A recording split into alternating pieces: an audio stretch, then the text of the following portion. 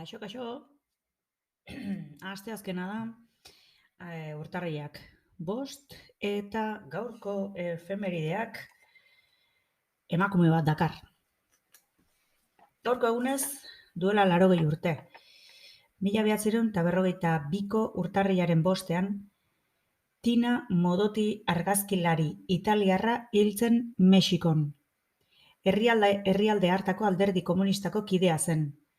1930ean herrialdetik kanporatu zuten, eta Sobiet Batasunera joan zen.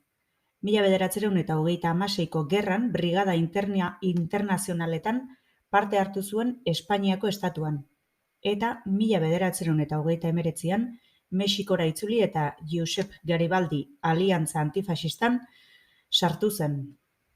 Emakume interesgarria. Gehiago ikertu behar dut.